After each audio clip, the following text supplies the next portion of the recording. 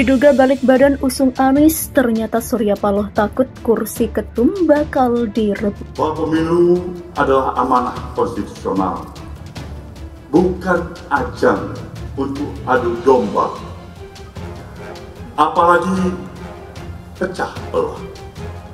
Terlalu mahal jika harga untuk berkuasa 5 hingga 10 tahun kita mengorbankan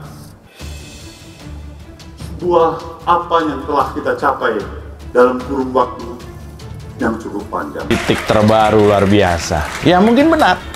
Di dunia politik nggak ada tuh namanya musuh abadi. Yang ada adalah kadrun yang abadi.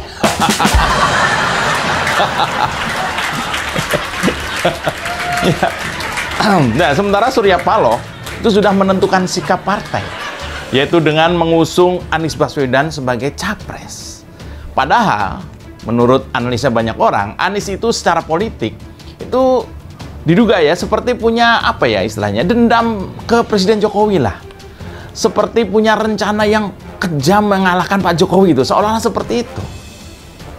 Tapi berhubung periode Pak Jokowi tinggal yang terakhir, maka Anies bukannya berlaga duel dalam Pilpres nanti mungkin harapannya, tapi bisanya ya mengambil peran apa istilahnya, mengambil peran sebagai lawan, antitesa dari Pak Jokowi, ambil peran berlawanan dengan Pak Jokowi.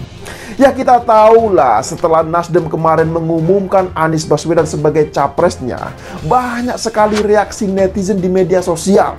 Ada yang mendukung dan ada pula yang mengkritik. Nah lucunya ya, mereka yang mendukung ini adalah rata-rata yang sebelumnya sangat membenci Partai Nasdem. Bahkan mereka menganggap Nasdem adalah partai yang haram karena menjadi pendukung penista agama. Belum lama ini Ketua Umum Partai Nasdem Surya Paloh dan Menteri Koordinator Bidang Kemaritiman dan Investasi Luhut Binsar Panjaitan bertemu di London, Inggris. Banyak spekulasi berkembang mengenai pertemuan tersebut, termasuk dugaan Anies Baswedan akan beralih ditinggalkan Partai Nasdem. Hal inilah yang dibahas oleh ex-Ketua DPP Partai Nasdem Zulfan Lindan di kanal YouTube Total Politik. Namun yang cukup menarik, Zulfan menduga ada alasan ketakutan Paloh juga di balik wacana membatalkan pencapresan Anies Baswedan, yakni rasa takut Partai Nasdem akan diketuai oleh Anies di masa depan. Kalau Anies itu ingin membesarkan Nasdem dan Nasdem ingin jaya, maka Anieslah menjadi Ketua Umum Nasdem, kata Zulfan. Bisa jadi Pak Surya Paloh ini juga takut kalau Anies ini jadi presiden. Jangan-jangan dia betul-betul jadi Ketua Umum, demikian lanjutnya. Padahal menurut Zulfan saat ini Paloh berharap putranya Prananda Surya Paloh yang akan menggantikan dirinya di kursi tertinggi kepemimpinan Partai Nasdem. Dari segi kemampuan diri, kapasiti ada, puji Zulfan. Zulfan menilai prinsip Paloh tidak sepenuhnya salah sebab beberapa ketum partai lain juga melakukan hal yang sama. Seperti Megawati Soekarno Putri yang ingin Puan Maharani menggantikannya sebagai ketum PDI Perjuangan, atau Susilo Bambang Yudhoyono digantikan Agus Harimurti Yudhoyono di Partai Demokrat. Jadi ada kekhawatiran